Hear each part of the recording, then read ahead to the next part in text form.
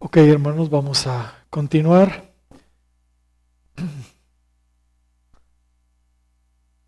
Nos corresponde considerar al nuevo rey de Israel, el reino del norte, Zimri, que está sucediendo a Ela. Como vimos, Zimri seguramente con la complicidad del mayordomo Arsa asumió el reino matando a su señor Ela, mientras este rey estaba embriagado.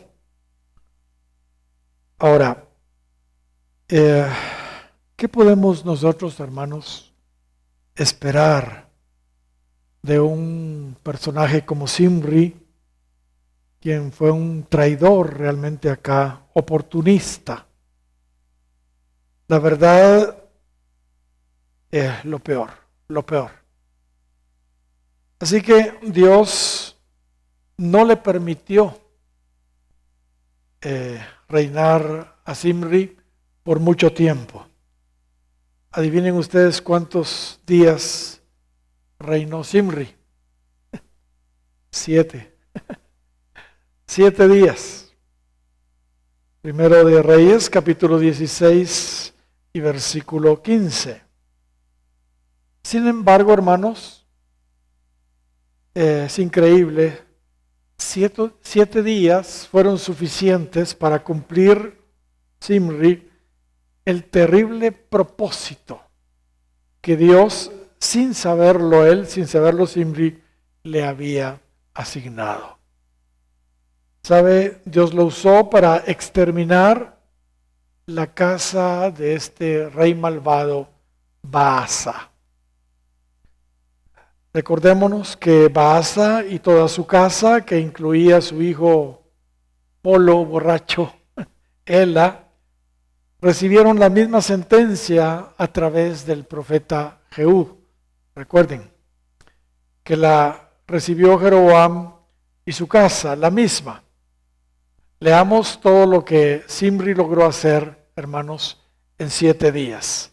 Mire lo que dice el versículo 11 de Primero de Reyes 16.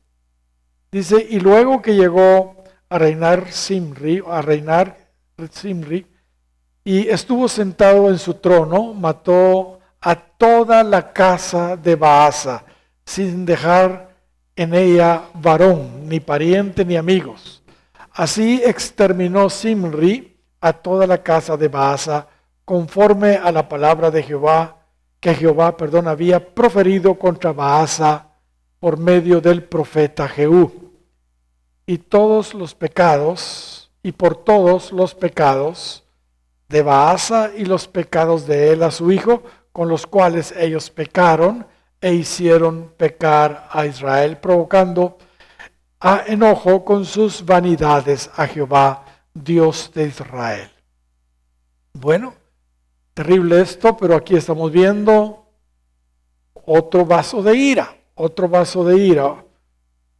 vaso de ira, un rey malo, para acabar con la casa de otros dos reyes malos, Baasa y Ela.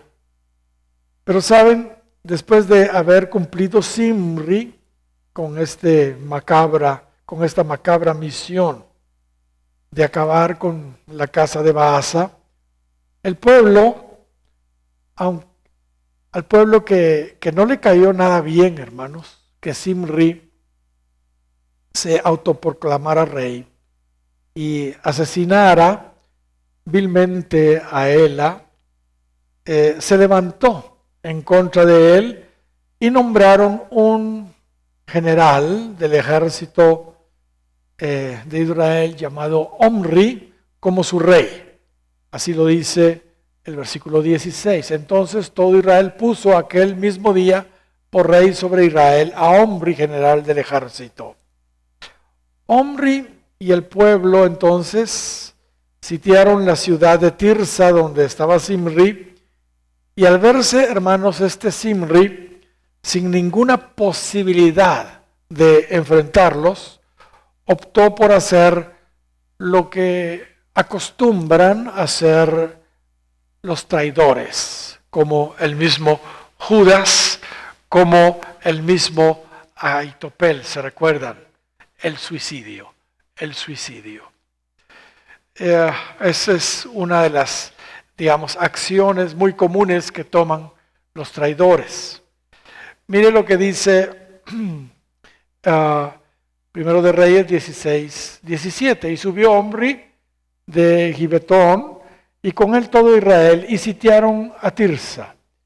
Mas viendo Zimri tomada la ciudad, se metió en el palacio de la casa real, y mire lo que hizo, y prendió fuego a la casa consigo, y así murió.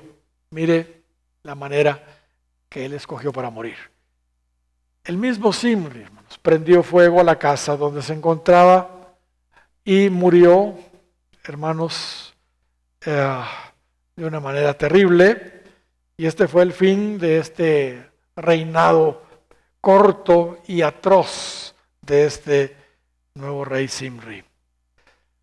¿Sabe? Algunos que Dios les ha permitido ir al infierno cuentan que los traidores se encuentran en las partes más profundas del infierno, donde están los sufrimientos más terribles. Pero no solo ellos se encuentran ahí, también ahí se encuentran otro grupo de personas, los que se suicidan. Los traidores, dice el doctor Bailey, nunca alcanzan la paz. Nunca alcanzan la paz. Su conciencia no los deja tranquilos, Y muchos de ellos, como además de eso son orgullosos, cometen suicidio. Si existiera, hermanos, alguna clasificación de pecados, creo que la traición y el suicidio estarían entre los pecados más graves, si es que existiera alguna clasificación de pecados. Y saben, en realidad ninguno de nosotros, hermanos, estamos libres de traicionar a alguien. Ya les dije anteriormente que el pastor Bailey nos dice que todos en algún momento vamos a ser tentados a traicionar a alguien que está sobre nosotros. Y si nosotros accedemos y cedemos y traicionamos, lo que va a pasar es que nos vamos a convertir en un Coré, en un Absalón, ¿entiende? En un Judas. Así que tenemos que considerar, hermanos, que todos en algún momento vamos a ser tentados a hacerlo. Pero nosotros escogemos finalmente qué es lo que queremos. Pero si escogemos que no, pues qué bueno, eso es lo que tenemos que hacer nosotros, no traicionar a nadie. Pero de lo que sí no nos podemos liberar, dice el doctor Bailey, si realmente queremos participar de los padecimientos de Cristo, es que algún día nosotros seamos traicionados. ¿Por qué? Porque parte de los padecimientos de Cristo fueron esos. Él fue traicionado por Judas. Y así como el Padre Celestial mismo fue traicionado por Luzbel. Que Dios nos dé la gracia, hermanos, para no traicionar a nadie. Que Dios nos dé la gracia también para perdonar, como Cristo lo hizo a quienes nos traicionan. Cada vez que alguien comete un acto de traición, ya sea contra mi persona o contra alguien más, yo acostumbro pedir al Señor por misericordia para esas personas, porque sé que están haciendo algo que no es tanto en contra mía, sino en contra de Dios. Mis amados, aunque seamos nosotros víctimas de traición, jamás nosotros traicionemos a nadie. Hablando ahora un poco acerca del suicidio, El pastor Tucker dice que el suicidio es la máxima expresión de rebelión en contra de Dios. La máxima expresión de rebelión en contra de Dios. El fin del suicidio es frustrar los planes de Dios para ellos.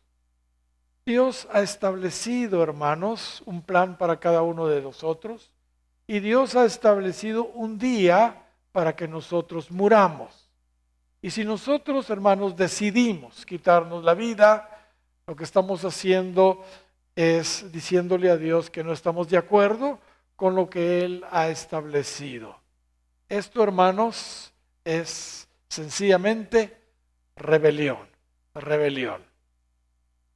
Realmente no sé cómo Zimri, hermanos, pudo haber hecho tanto mal en tan pocos días, pues además de lo que ya hemos visto, dice la narración que en su fugaz reinado, su corto reinado, apenas 7 días, no se apartó, no sé cómo lo pudo hacer, pero ahí dice que no se apartó de los caminos de Jeroboam. O sea, siguió cometiendo en esos pocos días los pecados de Jeroboam y en el pecado que hizo pecar a Israel. Qué tremendo. ¿Saben? No lo entiendo. Baasa fue verdugo de parte de Dios para la casa de Jeroboam por todos sus pecados. Y después él hizo exactamente lo mismo. Y ahora Zimri, el verdugo de Dios, el verdugo que Dios usó en contra de la casa de Baasa y en contra de la casa de Ela, por los pecados de Jeroboam que también había adoptado y practicado, le vemos hacer, hermanos, también justamente lo mismo. Como ya hemos dicho, Dios usa los malvados para juzgar a los malvados. Zimri entonces, hermanos, 7 días, en 7 días, además de ser idólatra, pues también estuvo en los pecados de Jeroboam y básicamente era el culto a estos 2 becerros. Fue un traidor, fue un genocida y fue un suicida. Actualmente Zimri, hermanos, sin ninguna duda, y no me alegro por eso, está en el infierno. Está en el infierno. El fuego del incendio que él mismo encendió y escogió para quitarse la vida, hermanos, solo fue en realidad el preámbulo del tormento eterno en el que él se encuentra actualmente en las llamas eternas del infierno. Omri es el siguiente rey. Cuando Omri, hermanos, asumió el trono, la mitad del pueblo no lo apoyó y se hicieron rápidamente de otro rey llamado Tibni. Eso lo vemos en Primero de Reyes, capítulo 16 y versículo 21 y 22. Así que por 4 años, hermanos, hubo 2 reyes en Israel. Sin embargo, Omri prevaleció, parece ser, sobre Tibni. Y después de esos 4 años de dualidad monárquica, Tibni murió y Omri continuó su reinado por otros 8 años más. Ya, por supuesto, sin su rival. Josefo sugiere que Omri estuvo implicado en la muerte de Tibni. Bueno, eso lo dice este historiador famoso y yo creo que hay que tomar en cuenta esto.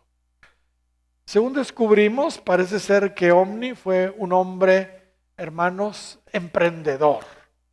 Y le compró a un hombre llamado Semer el monte de Samaria. En ese monte Omri edificó. Él fue el fundador de la ciudad de Samaria, la tercera capital de Israel, a donde trasladó la capital. En total, Omri reinó 12 años.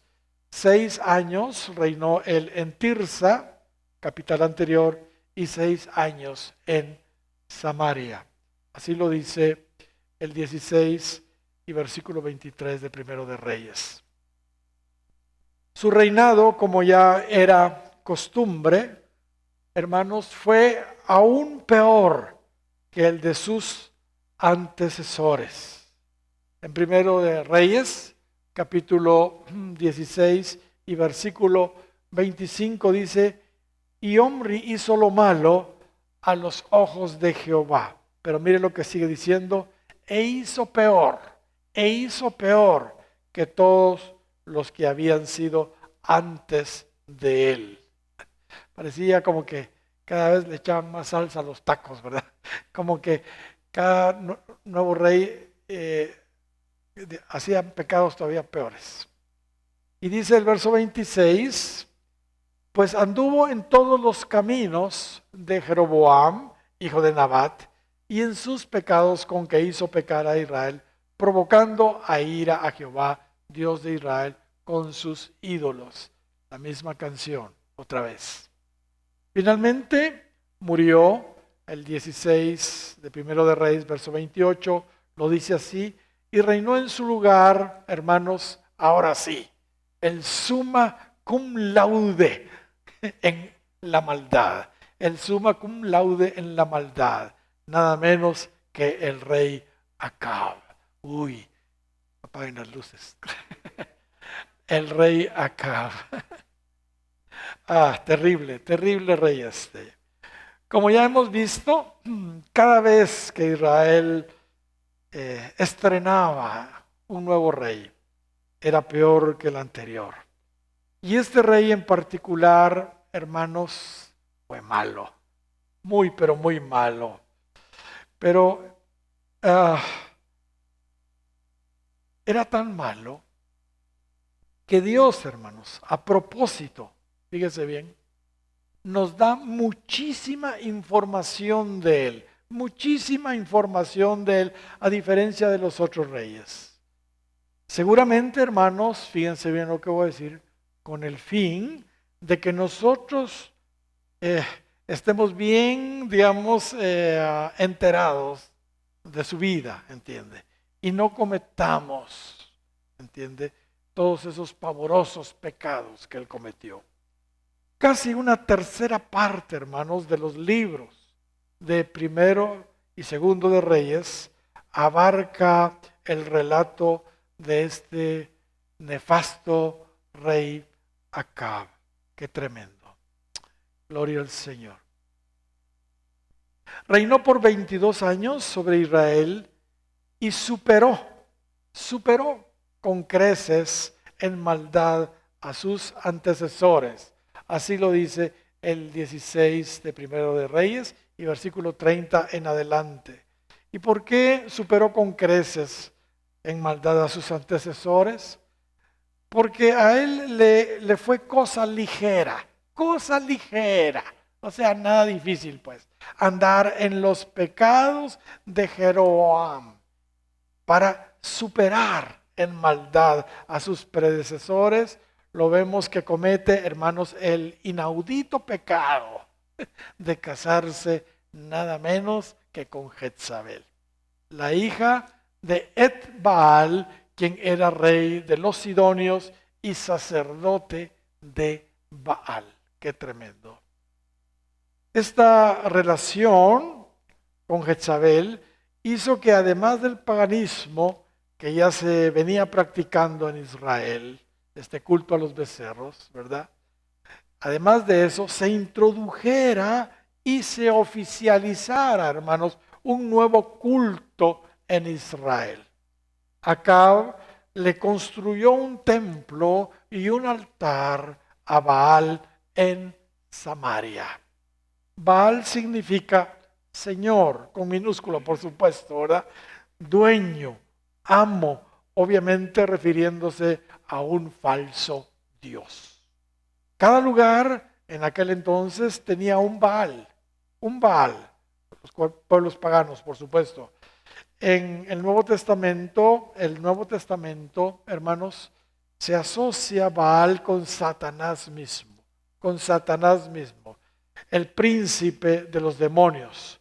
Cuando se usa, por ejemplo, la palabra Beelzebú, o como otra versión dice, Baal-zebú. Ahí dice, no echa fuera, dice, más los fariseos al oírlo decían, no echa fuera los demonios sino por Baal-zebú o Beelzebú, príncipe de los demonios. Así lo dice Mateo 12:24. Mis hermanos, el asunto de la idolatría, hermanos, es satánico. Esto es algo que nosotros tenemos que entender. Por eso decía yo que el tema de la idolatría, según mi clasificación, es el peor de los pecados. Y ahí, hermanos, Satanás está en su salsa. Recordémonos, hermanos, que detrás de cada imagen, detrás de cada ídolo, siempre hay demonios. Siempre hay demonios. Para responder haciendo falsas sanaciones o milagros, entiende a las personas que los están invocando. Usted puede ver la relación de las imágenes con los demonios en estas escrituras que tengo yo aquí. Sacrificaron a los demonios, dice Deuteronomio 32:17, y no a Dios. A dioses que no habían conocido, a nuevos dioses venidos de cerca, que no habían temido vuestros padres. Estos eran imágenes. El 106:36. Y sirvieron a sus ídolos, los cuales fueron causa de su ruina. Sacrificaron sus hijos y sus hijas a los que demonios. O sea que la relación de ídolos, imágenes con demonios, continúa acá. Segundo de Crónicas 11:15. Y él designó sus propios sacerdotes para los lugares altos. Estos eran lugares, altares paganos. Y para los demonios y para los becerros que él había hecho. Notemos la relación de demonios siempre con imágenes. Unas más. Mi pueblo a su ídolo de madera pregunta y el leño le responde. ¿Por qué? Porque espíritu de fornicaciones o de idolatría lo hizo errar. ¿Ok? Primera de Corintios 10:19. Miremos la relación. ¿Qué digo pues? ¿Que el ídolo es algo o que sea algo lo que se sacrifica a los ídolos? Antes digo que lo que los gentiles sacrifican a los demonios, los sacrifican y no a Dios. Y Apocalipsis capítulo 9, verso 20 dice al final, dejaron de adorar los demonios y a las imágenes de oro, de plata, de bronce, etcétera, etcétera. Hermanos, las imágenes y los demonios van de la mano. La idolatría y los demonios van de la mano. Así que hay que deshacerse de todo eso. Además de eso, Acab hizo una imagen de Acera, diosa de la fertilidad y del sexo, provocando de esta manera también la ira de Jehová, Dios de Israel. Hermanos, de veras espantoso el reinado de Acab. El legado de idolatría que dejó Jeroboam en Israel ahora se incrementó a niveles, hermanos, inimaginables con la introducción de estos nuevos cultos a Baal de parte de Acab por haberse casado con Jezabel, Como ya dijimos, así como la línea piadosa del reino de Judá sería medida con la vida de David, por el contrario, hermanos, la línea malvada de los reyes de Israel fue medida con la vida de su nefasto fundador Jeroboam. Mis hermanos, qué peligroso, hermanos, es casarse con la persona incorrecta, Primera de Reyes, capítulo 21 y versículo 25, mire lo que dice, y la verdad, dice, ninguno fue como Acab, que se vendió a hacer lo malo a los ojos de Jehová. Y mire de dónde vino la influencia, porque Jezabel, su mujer, lo incitaba, lo incitaba. Hermanos, esta escritura nos presenta la idea muy clara de que si Acab no se hubiera casado con Jezabel, quizá no habría llevado una vida, hermanos, pero tan oscura, tan oscura.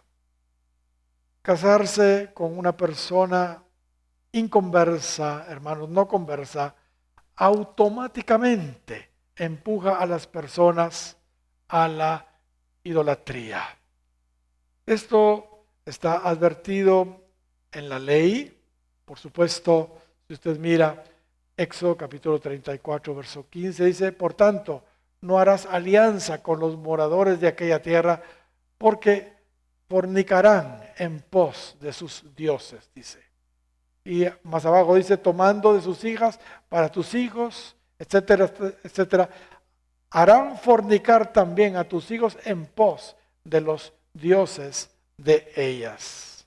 Pablo también advierte sobre esto en 2 de Corintios capítulo 6 y versículo 14, dice, no os unáis en yugo desigual con los incrédulos. Y abajo dice, ¿y qué acuerdo hay entre el templo de Dios? Somos el templo de Dios, ¿verdad? Y los ídolos.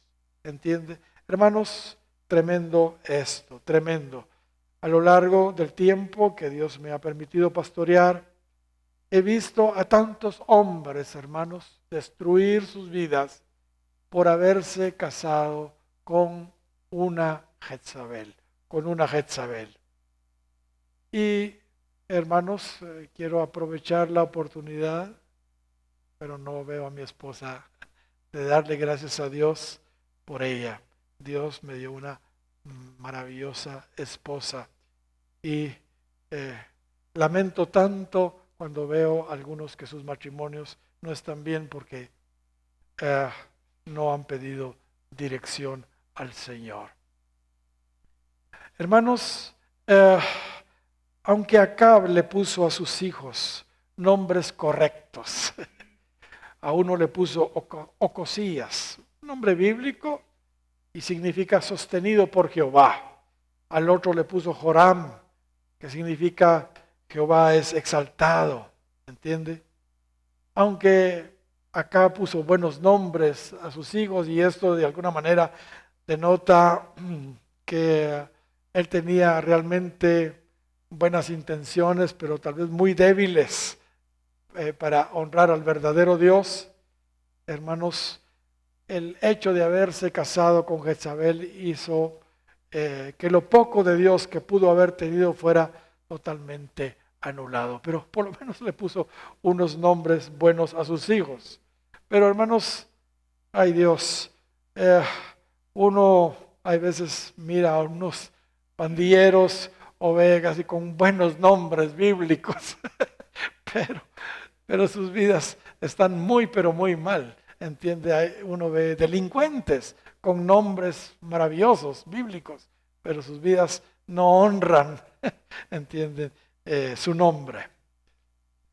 Es muy interesante que durante el reinado de Acab y Jezabel, o mejor debería decir de Jezabel y Acab, Dios levantó al profeta Elías. Es que, hermanos, Elías no podemos desligarlo de la historia acá. Elías fue el profeta más grande del Antiguo Testamento, uno de los más grandes del Antiguo Testamento. Pero tenemos que mencionar a Elías cuando hablamos de Acab y Jezabel. En ese tenebroso tiempo, hermanos de Israel, Dios usó al profeta Elías en muchas ocasiones, Una de ellas fue para anunciarle a Acab una sequía de 3 años y medio sobre Israel. Usted puede ver eso ahí en Primera de Reyes, capítulo 17 y versículo 1. Sin duda, hermanos, esto fue un juicio de Dios que nos muestra la condición espiritual, hermanos, de Israel bajo el reinado de Acab y Jezabel en aquel entonces. O sea, lo que sucedió, esa sequía, era de alguna manera algo natural que estaba reflejando el estado espiritual en ese entonces bajo Acab y Jezabel. Durante ese tiempo Dios escondió a Elías, hermanos, todos hemos leído la historia, en el arroyo de Kerit, donde fue sustentado de una manera sobrenatural un tiempo por cuervos y después por una viuda, la famosa viuda de Sarepta de Sidón. A propósito, la viuda fue bendecida con sustento por muchos días por haberle ella provisto al profeta el último poquito de alimento que ella le quedaba. Fue bendecida también con la resurrección de su hijo por medio de Elías, quien enfermó ahí de muerte mientras Elías estaba en su casa. ¿Sabe? Cuando las personas bendicen a los siervos de Dios, aun con lo poco que tienen, Dios, hermanos, se encarga de proveerles lo que necesitan y hasta les hace grandes milagros, como sucedió con esta viuda. Él, hermanos, Dios no es deudor de nadie. Jezabel en ese entonces, hermanos, odiaba a los profetas de Dios y los perseguía y mataba. Sin embargo, Dios, quien cuida a sus hijos, a sus siervos, usó a un personaje, a un mayordomo de Acab, llamado Abdías. Él era un hombre temeroso de Dios y lo usó para esconder a 100 de ellos. Eso lo podemos ver en 1 de Reyes, capítulo 18 y versículo 4. Gracias a Dios, Dios siempre tiene sus vasos para ayudar a sus siervos. Ahora, antes que el profeta Elías, hermanos, orara para que la lluvia nuevamente viniera sobre Israel, Dios le dijo a Elías que se mostrara a Acab. Bueno, ya es momento de presentarte delante de Acab. Y dice en 1 de Reyes, capítulo 18 y versículo 17, que cuando Acab vio a Elías, le dijo: ¿eres tú el que turbas a Israel? Y Elías le respondió: yo no he turbado a Israel, sino tú y la casa de tu padre, dejando los mandamientos de Jehová y siguiendo a los Baales. Entonces sucedió lo que todos conocemos. Elías le dijo a Acab que convocara a todos sus profetas, los profetas que Acab tenía, y a todos los hijos de Israel en el monte Carmelo, para tener un encuentro. Mire lo que dice el 18 de 1 de Reyes y verso 19. Envía pues ahora y congrégame a todo Israel en el monte Carmelo, y los 450 profetas de Baal y los 400 profetas de Acera que comen de la mesa de Jezabel. Entonces Acab convocó a todos los hijos de Israel y reunió a los profetas en el monte Carmelo. Todos conocemos lo que ahí sucedió, pero leamos lo mejor. Aquí vemos, hermanos, que dice el verso 21, y acercándose Elías a todo el pueblo le dijo: ¿hasta cuándo claudicaréis vosotros entre dos pensamientos? Si Jehová es Dios, seguidle, y si Baal, id en pos de él. Y el pueblo no respondió palabra. Gloria al Señor. Él enfrentó a toda la gente y los trató de hacer recapacitar. Hermanos, ustedes dirán, pero estas historias de idolatría, nosotros ya salimos de eso. Hermanos, quiero decirles que la idolatría ahora en el pueblo de Dios es mucho más sutil, mucho más sutil. Los Baales no son necesariamente imágenes hoy para el pueblo de Dios. Hoy los Baales están en el corazón de las personas. Y Dios quiere que nos definamos, hermanos, porque hay situaciones, personas, cosas, en fin, que se han convertido en un ídolo dentro de nuestro corazón. Y Dios quiere que nos definamos. Elías, al ver que el pueblo no respondió palabra, pensó que estaba solo. Y dice el verso 22 del capítulo 18, Elías volvió a decir al pueblo, solo yo he quedado profeta de Jehová. Solo yo he quedado profeta de Jehová. Más de los profetas de Baal hay 450 hombres. Esta misma declaración, hermanos, de que solo yo he quedado profeta de Jehová, la vuelve a decir Elías más adelante, ahí en el capítulo 19 y versículo 10. Ahí dice, y solo yo he quedado y me buscan para quitarme la vida. Esta misma declaración entonces la vemos repetirse ahí. Para aquellos que muchas veces, hermanos, nos desanimamos al creer que estamos enfrentando solo las batallas espirituales, como Elías, Dios, hermanos, nos consuela como consoló al profeta Elías. Mire lo que dice el versículo 18.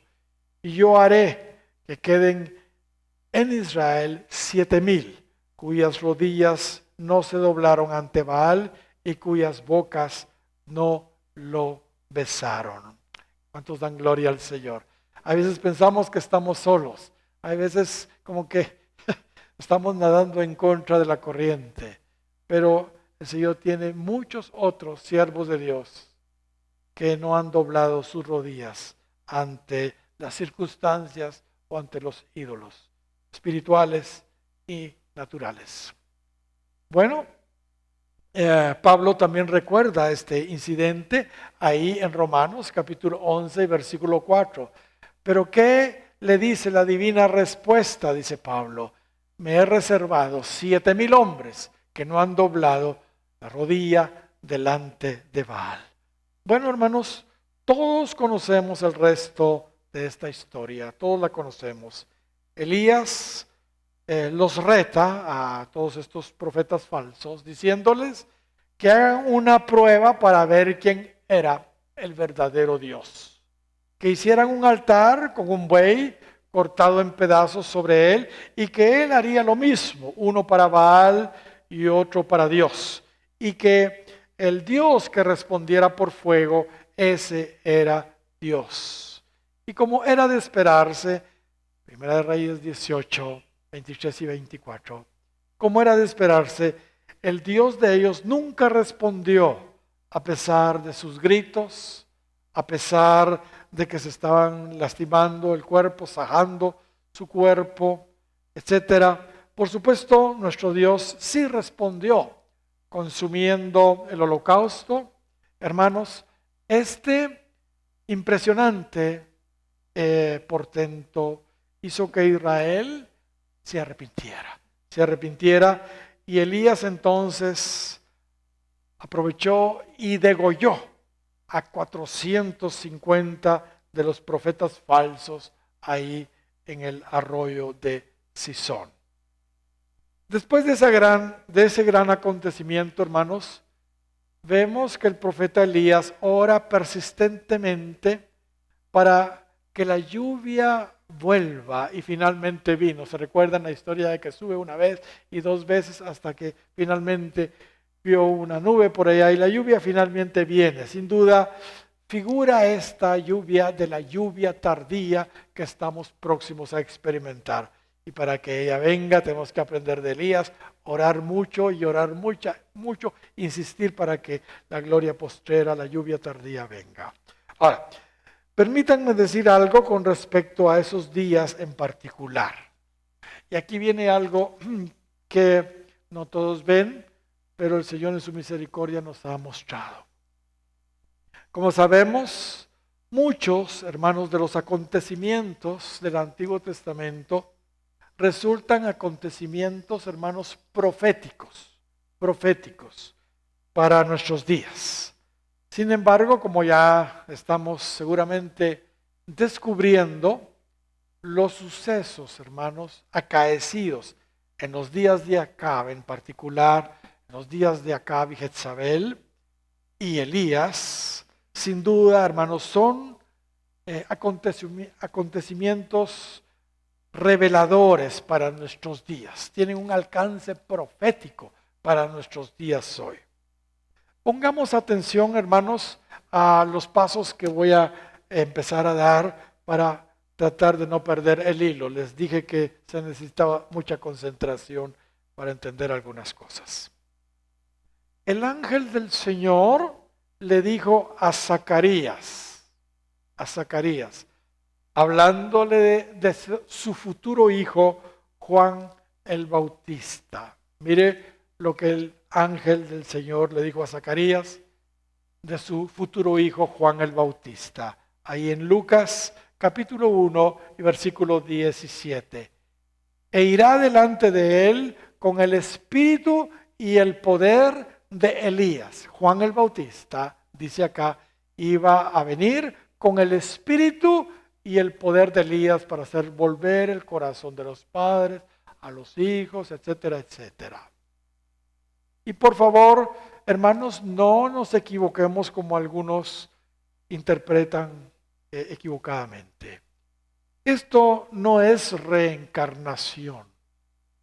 La reencarnación no es de Dios, es algo que se han inventado por ahí algunas religiones.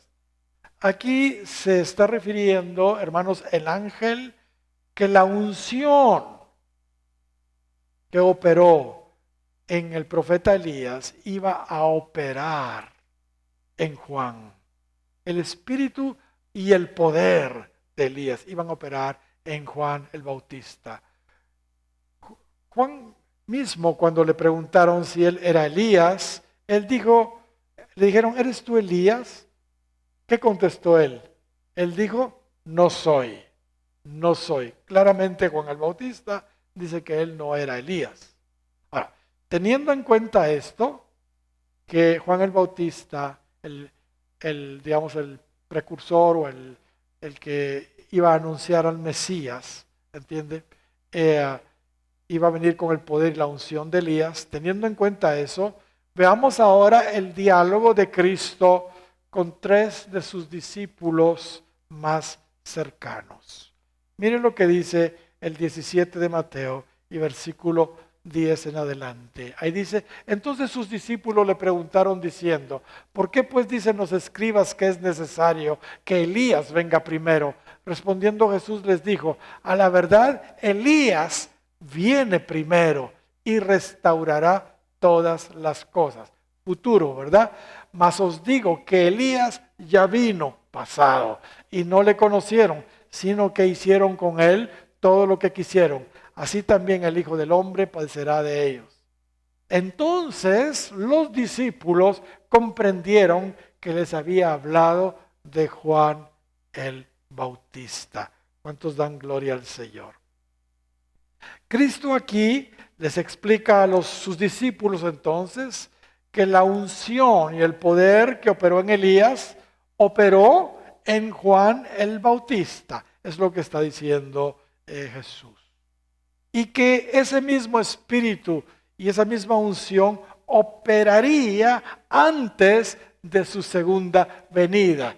Elías viene primero, antes de la venida del Señor. Gloria sea al Señor.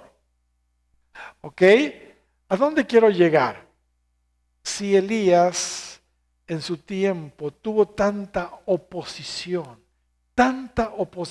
por medio de Jezabel, entonces, por lo que Cristo dijo, hermanos, ese mismo espíritu de Jezabel operaría en los días de Juan el Bautista, esa misma oposición, ¿entiende? Y también en nuestros días, previos a la venida del Señor. Eso es lo que se entiende claramente acá. Porque si la unción de Elías vino antes de Juan y la unción de Elías está viniendo ya antes de la segunda venida del Señor, entonces automáticamente la oposición viene también. Comparemos primero los días de Elías con los días de Juan. ¿Quién se opuso a Elías? Jezabel. Jezabel, ¿sí o no? Ahora, ¿cuáles eran las intenciones de Jezabel con Elías? ¿Cuáles eran las intenciones de Jezabel con Elías? Eran, mire, degollarlo. Y la razón era porque Elías había degollado a los profetas falsos. Así lo dice Primero de Reyes, capítulo 18 y versículo 40. Así que Jezabel amenazó a Elías matarlo de la misma manera, quitándole la cabeza. Ella dice, si mañana a estas horas, dice, yo no he puesto tu persona como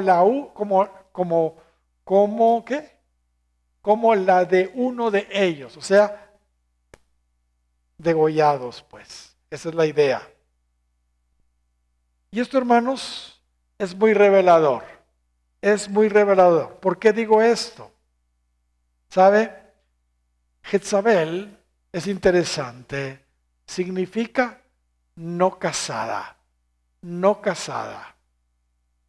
Y esto nos da la idea, claramente entonces, de que ella no se sometía a una cabeza. No se sometía a un esposo. Bueno, la vemos incitando a Acab todo el tiempo, manipulando a su esposo en todo tiempo. Realmente ella no se sometía a Acab, ella era la que gobernaba en el pueblo de Israel en ese entonces. El espíritu de Jezabel no respeta entonces autoridad, no respeta al hombre, no respeta a varones, no se somete, entiende, a su cabeza, mucho menos a los siervos de Dios, que son cabeza también en las iglesias. Por eso quería degollar a Elías, Amén. Por eso quería degollar a Elías. ¿Ok? Pensemos ahora en Juan el Bautista. ¿Quién se opuso a Juan? ¿Ah? Otra mujer, con el espíritu de Jezabel. O sea, porque si la unción de Elías operó en Juan, entonces la unción maligna de Jezabel tenía que operar también en alguien, y esta era Herodías. Herodías.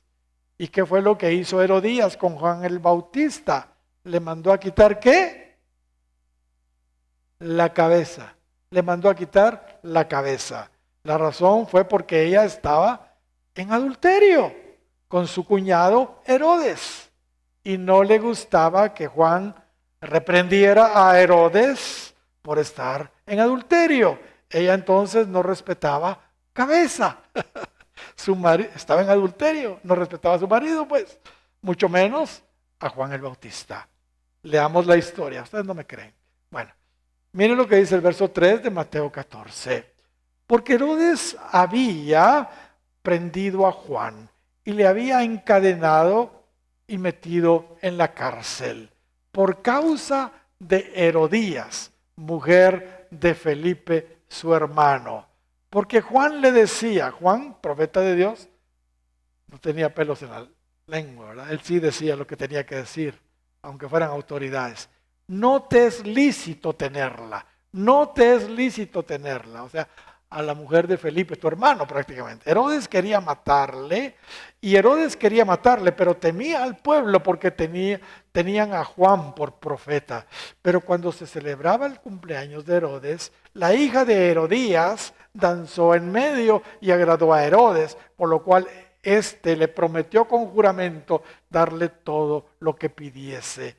Ella, instruida por su madre, dijo: dame aquí en un plato la cabeza de Juan el Bautista. Entonces el rey se entristeció, pero a causa del juramento y de los que estaban con él a la mesa, mandó que se la diesen. Herodes oía de buena gana al profeta Juan el Bautista, hermanos. Pero aquí pues ya él hizo una promesa y ordenó decapitar a Juan en la cárcel y fue traída su cabeza en un plato y dada a la muchacha. Y ella la presentó a ¿quién? A Herodías, a su madre. Qué tremendo esto. Ok, ya vamos entendiendo por dónde va la cosa. Herodías no respeta, Jezabel no respetaba cabeza, Herodías no respetaba ni cabeza en lo natural porque su marido andaba en adulterio con Herodes y tampoco a Juan el Bautista espiritualmente no respetaba cabeza y por eso quitó cabeza. Ok, entonces la opresión y persecución fue tal en los días de Elías que a pesar de ser Elías el más grande profeta del Antiguo Testamento, fíjese bien, la opresión fue tal en los días de Elías, siendo que era el más grande profeta del Antiguo Testamento, hermanos, Elías tuvo que salir huyendo de Jezabel, el gran profeta de Dios. Y la opresión fue tal que hasta deseaba morirse, hasta deseaba morirse. Se puso debajo de un enebro y le decía a Dios, quítame la vida, pues no soy yo mejor que mis padres. Mire, deprimido totalmente, deprimido totalmente. Hermanos, esa es la opresión que había en los días de Elías. ¿Y qué pasó con Juan el Bautista? En los días de Juan el Bautista también la unción de Elías venía, pero la oposición también venía. Hermanos, ¿saben lo que dijo Cristo de Juan el Bautista? Cristo dijo que no había otro mayor que Juan de los nacidos de mujer. O sea, también el más grande profeta, Juan el Bautista. Sin embargo, la opresión de ese espíritu, ahora en Herodías, pero el mismo espíritu de Jezabel, en esos días, hermanos, cuando Juan fue encarcelado, porque Juan fue encarcelado como vimos, hizo Juan lo inaudito, lo inaudito. Juan el Bautista, el más grande profeta nacido de mujer de todos los tiempos, le mandó a preguntar, según Mateo 11, 2 y 3, a Cristo si realmente Él era el que esperaban, si realmente era el Mesías que había de venir. ¿Cómo es posible? Era su primo para comenzar. Además de eso, hermanos, Juan mismo el Bautista había dicho, he aquí el Cordero de Dios que quita el pecado del mundo. Y ahora estaba dudando si él era realmente el Mesías. La opresión, hermanos, del espíritu de Jezabel estaba operando de una manera tremenda, hermanos, los días de Elías y en los días de Juan el Bautista, ¿cómo está operando en nuestros días también hoy? Según entendemos, así como el espíritu de Elías, según Cristo nos dijo, está operando también hoy en sus verdaderos siervos antes de la venida de su venida, de la misma manera el espíritu de Jezabel se está oponiendo a sus siervos hoy. Hermanos, aunque el espíritu de Jezabel abarca mucho, podríamos decir que básicamente, hermanos, el tema acá tiene que ver con el feminismo, que tanto se ha levantado en estos últimos tiempos, el matriarcado. Por supuesto, no quiero decir que eso es lo único, pero eso es lo más fuerte. Hermanos, estos movimientos que no están reconociendo al hombre como cabeza, estos movimientos que están promulgando la igualdad del hombre y la mujer en autoridad. Estos movimientos que están realmente usurpando las autoridades que Dios mismo ha establecido, las cabezas que Dios mismo ha establecido. ¿Entienden? Hermanos, quiero decirles, de ninguna manera una mujer es menos que un hombre. De ninguna manera, por Dios, Dios nos libre de creer eso. De ninguna manera. Simplemente las cosas Dios las ha establecido en un orden para que funcionen. Para que funcionen. Dios ha establecido 3 instituciones.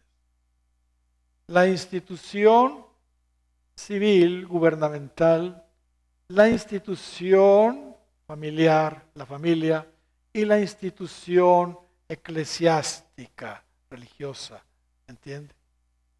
Y en todas las instituciones que Dios ha establecido, para que funcionen bien, ha establecido Dios claramente jerarquías. De hecho, Dios mismo se mueve bajo jerarquía. Primero el Padre, después el Hijo y después el Espíritu Santo. Ese es el orden claro que se ve en la Trinidad. Hermanos, los pueblos tienen que tener un mandatario y después vienen que las demás que están en eminencia detrás, ¿entiende? La familia tiene que tener una cabeza, el padre, después le sigue la madre, ¿entiende? Es el orden. Las iglesias tienen que tener una cabeza, el pastor, después los ancianos, después los diáconos, sencillamente, ¿entiende? Pero eso es para que las cosas funcionen. Nadie es mejor que el otro. Simplemente Dios ha establecido autoridades para que las cosas funcionen. Amén. Así que, hermanos, tengamos cuidado. Nosotros somos cristianos y conocemos la verdad y tenemos que oponernos a esos movimientos que están entrando, eso de los derechos humanos. Se ha metido, hermanos, y estamos con grandes problemas ya. En muchos países y en Guatemala ya también. Cierro este capítulo. Yo veo, hermanos, en Elías un error que cometió, que debemos aprender de ese error. Aquellos que trabajamos mucho en lo que es liberación y ministración y guerra espiritual, lo hemos entendido, pero debemos decirlo también aquí a este nivel de instituto. Debemos tener mucho cuidado cuando tengamos una guerra espiritual de burlarnos de Satanás o de los demonios. No nos burlemos de las huestes de las tinieblas.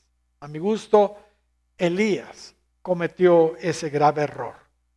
Cuando vio que Baal no le respondía a los profetas falsos, él se burló feamente de ellos. Dice que aconteció al mediodía que Elías se burlaba de ellos diciendo: gritad en alta voz porque Dios es. Quizá está meditando o tiene algún trabajo o va de camino o tal vez duerme. Y hay que despertarlo. ¿Sabe, hermanos? Eso no se hace. Eso no se hace. Ni siquiera el arcángel Miguel se atrevió a proferir juicio de maldición en contra de Satanás. Él dijo: el Señor te reprenda, el Señor te reprenda. Así lo dice Judas 1:9. Ahora, en 1 de Reyes 20 vemos algo sorprendente. A pesar de lo mal que andaba Acab, Dios, hermanos, le da una gran victoria sobre los sirios. Ben-Hadad, rey de Siria, sitió Samaria y le mandó a decir a Acab que le diera todas sus riquezas, sus mujeres y sus hijos. Así lo dice 1 de Reyes, capítulo 20, verso 1 al 4. Acab, quien no tenía carácter, la del carácter era Jezabel, prácticamente se rindió y le dijo que estaba bien, que lo tomara todo. Sin embargo, no contento con eso, Ben-Hadad le mandó a decir a Acab que irían a saquearle sus casas para llevarse también todas las cosas preciosas que ellos tuvieran. Así lo dice el versículo 6. Entonces Acab le consultó a sus ancianos la situación y ellos le aconsejaron que no obedeciera a Ben-Hadad. Para no cansarlos, hermanos, Dios defendió a Acab y a Israel de una manera impresionante. Increíble, ¿verdad? Incluso un profeta de Dios le dio palabra a Acab diciéndole que entregarían a sus enemigos en su mano. La victoria en esa oportunidad, hermanos, fue contundente. Pero la victoria, hermanos, fue doble. Pues un año después, Ben-Hadad volvió a hacer guerra contra Israel, insistió Ben-Hadad. Y en esta oportunidad, la victoria aún fue más grande, fue mayor.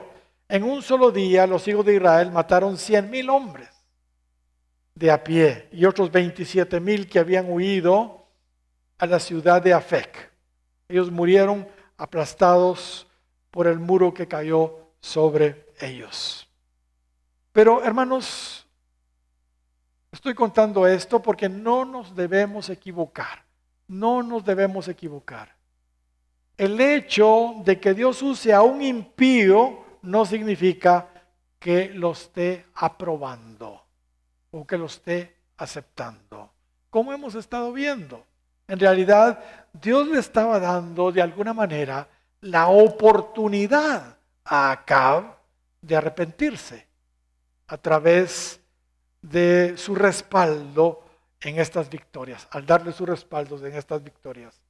Pero lamentablemente Acab no se arrepintió, no lo hizo. Finalmente vemos que Acab cometió el error de perdonarle la vida a Ben-Hadad, dejándolo en libertad. No cabe duda, como hemos estado viendo, que Acab no tenía carácter, era muy débil. El carácter era Jezabel. Ben-Hadad fingió humildad, pidió perdón y Acab cayó en la trampa y lo dejó ir. Ahora, en el 21 de Primero de Reyes encontramos una historia interesante. Había un hombre que se llamaba Nabot, que tenía un viñedo. Y lo tenía justamente a la par del palacio de Acab. Imagínese usted, aquí Acab tenía su palacio y a la par había un hombre que tenía un viñedo llamado Nabot. Y Acab se enamoró de ese viñedo y trató de negociárselo por dinero o cambiárselo a ese hombre, Nabot, por uno mejor. Pero Nabot, hermanos, no quiso deshacerse de él porque era una herencia que había obtenido de sus padres, así como vemos en 1 de Reyes, capítulo 21, versos 2 y 3. Y es, hermanos, interesante el comportamiento del rey Acab. Cuando lo leemos nos damos cuenta que era como un niño haciendo berrinche, haciendo pucheros, demostrando una vez más su debilidad de carácter. Vino Acab a su casa triste y enojado por la palabra que Nabot de Jezreel le había respondido. Bueno, se acostó en su cama, volvió su rostro y no comió. Vino a él su mujer Jezabel y le dijo, ¿por qué está tan decaído tu espíritu y no comes? Y él empezó a contarle su tragedia. Porque hablé con Nabot de Jezreel y le dije que me diera su viña por dinero, o que si más quería le daría otra viña por ella. Y él me respondió, yo no daré mi viña. Mire pues.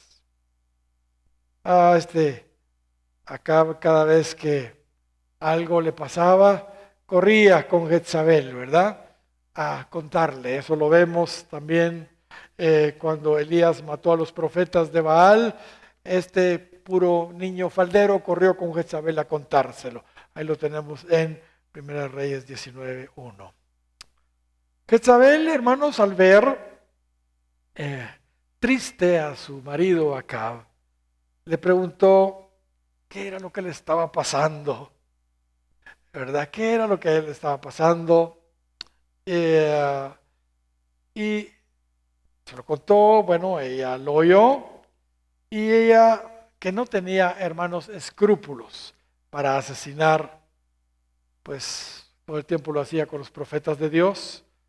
tomó el control del asunto y usando falsos testigos acusó a Nabot de haber blasfemado en contra de Dios y los ancianos. Así que por esa falta, hermanos, llevaron fuera de la ciudad a este hombre bueno llamado Nabot y lo mataron. Así nos dice el 21 de Primero de Reyes, versículo 13. Qué tremendo.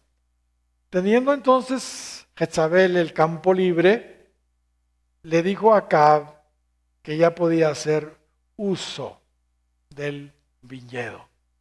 Pues Nabot ya había muerto, eso lo dice el versículo 15. Le dice, levántate y toma la viña de Nabot de Jezreel, porque Nabot no vive, sino que ha muerto. A propósito, sus hijos, descubrimos adelante, que también fueron asesinados en esta misma situación que Jezabel tramó para matar a Nabot.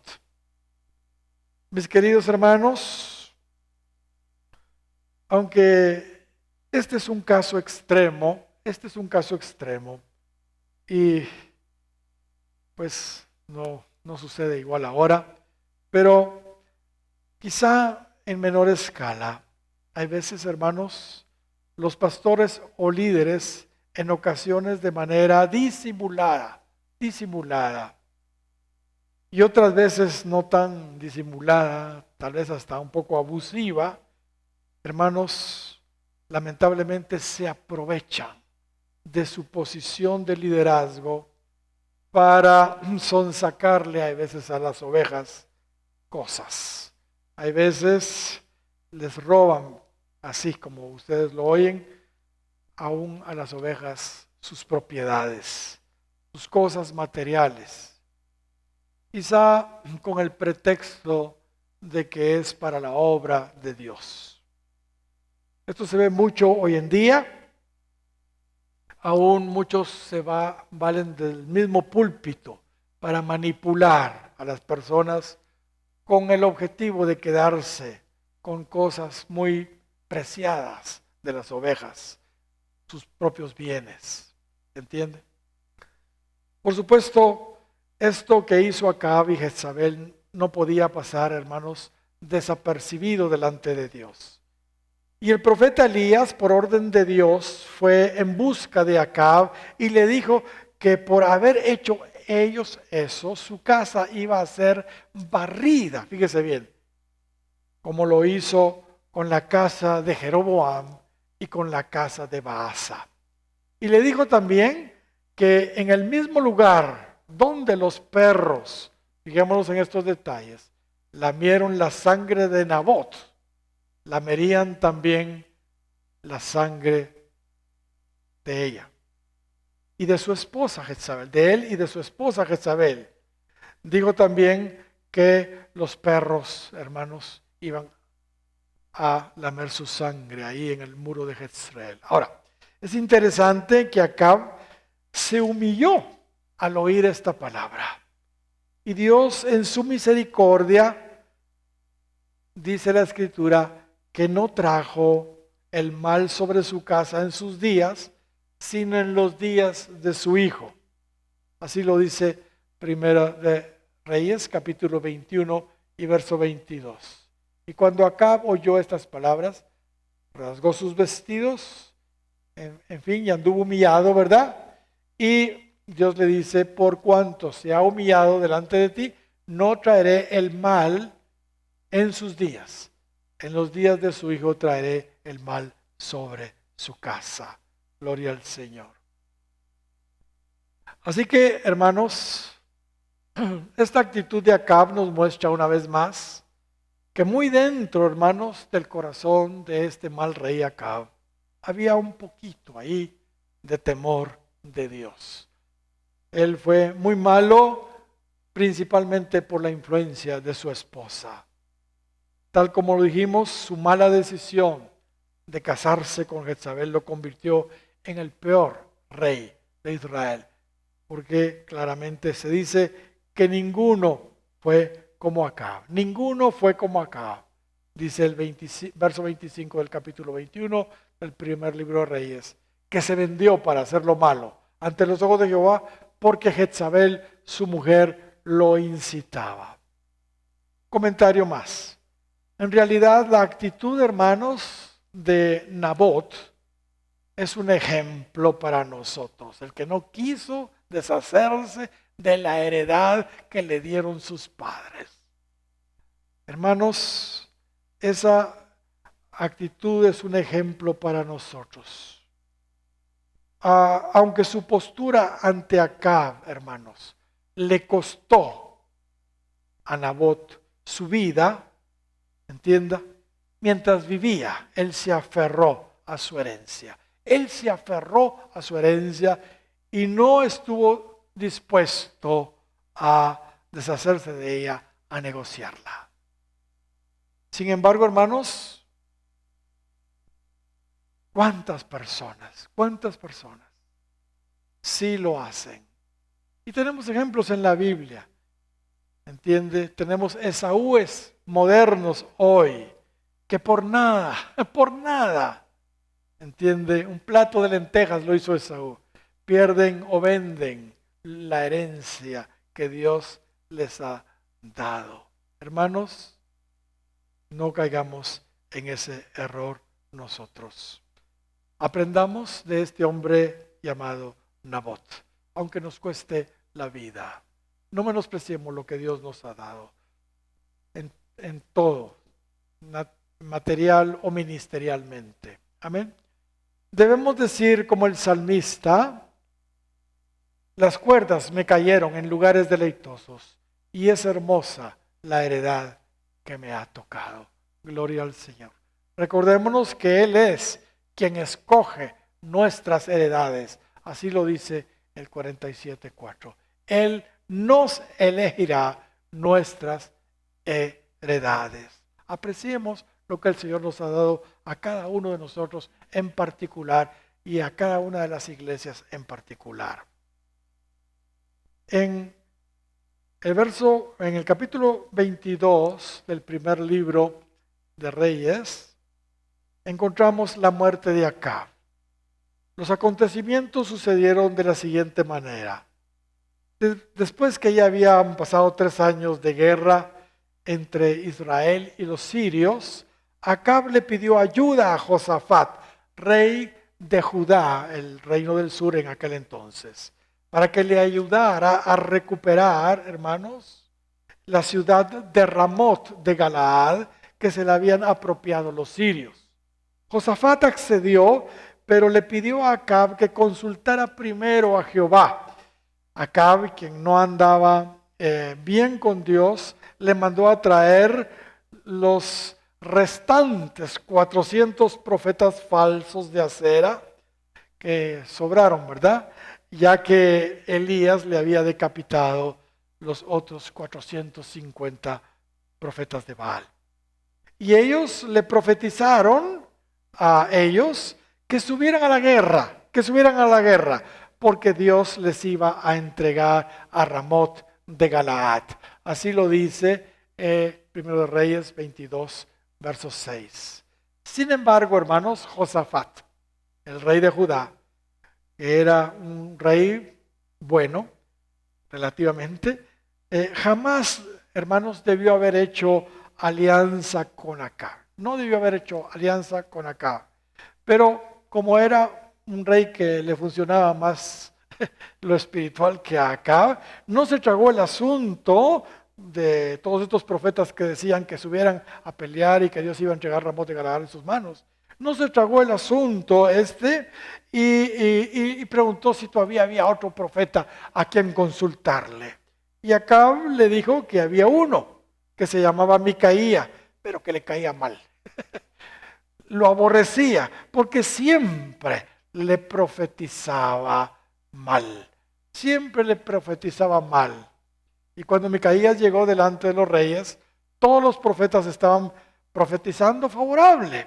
Incluso un tal Sedequías, hijo de Kenana, con unos grandes cuernos de hierro, decía: con estos acornearás a los sirios hasta acabarlos, decía dramatizando su profecía, ¿verdad? Sedequías, hijo de Kenana. Cuando le llegó el turno a Micaías, hermanos, intencionalmente, a propósito, profetizó prácticamente lo mismo. Yo sé lo que estos quieren oír. Y hay veces Dios habla conforme a los ídolos que hay en nuestro corazón. Así que le dice, sube y serás prosperado, y Jehová los entregará en mano del rey. Así lo dice 2 Reyes 22:15. Pero ¿sabe?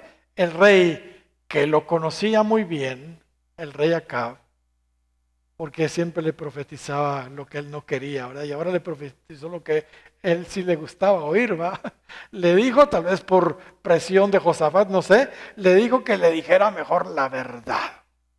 Así que Micaías entonces sí le dijo la verdad, aunque sabía que Acab no, de todas maneras, no iba a recibir la verdad. Eso lo tenemos en el verso 17. Yo vi a todo Israel esparcido por los montes como ovejas que no tienen pastor. O sea, se iban a quedar sin rey, pues. Estos no tienen su Señor. Vuélvase cada uno a su casa en paz. Y como si esto fuera poco, Micaía tuvo una revelación interesantísima, una escena en los cielos. Los cielos se abrieron y él pudo ver lo que estaba pasando en el ámbito espiritual. Dios mismo estaba enviando, hermanos, un espíritu de mentira sobre todos estos profetas falsos. Ahí lo vemos en Primero de Reyes 22, 19 al 22. Y dicho y hecho, en lugar de recibir esto como una advertencia de parte de Dios, no recibieron esto como una advertencia de parte de Dios, aunque, hermanos, él estaba viendo esa revelación, entiende, decidieron ambos reyes ir a la guerra, aun que claramente se les estaba mostrando que era un espíritu de mentira que los estaba engañando. No cabe duda que cuando alguien no tiene, hermanos, amor por la verdad, como dice Pablo a los tesalonicenses, Dios mismo les envía operación de error, ¿entiende? Un poder engañoso para que crean a la mentira, Qué tremendo. Hermanos, y termino con esto. Hoy por hoy el terreno está fértil, está propicio, lamentablemente, para los falsos profetas. Dios mismo los está enviando porque la gente simplemente no tiene amor por la verdad. Así que Dios les envía espíritus engañosos para que crean a la mentira. Mateo 24:11 dice que en los últimos días antes de su venida vendrán falsos profetas que engañarán a muchos. Pablo dice que en estos últimos tiempos la gente no va a soportar la sana doctrina y lo que hacen es amontonar maestros, falsos maestros, para que les lleguen a decir lo que ellos quieren oír. Eso lo dice Pablo a Timoteo en 2 Timoteo 4:3. Yo siempre he dicho cuando leo esta escritura que hay iglesias donde a mí nunca me van a invitar a predicar. Jamás.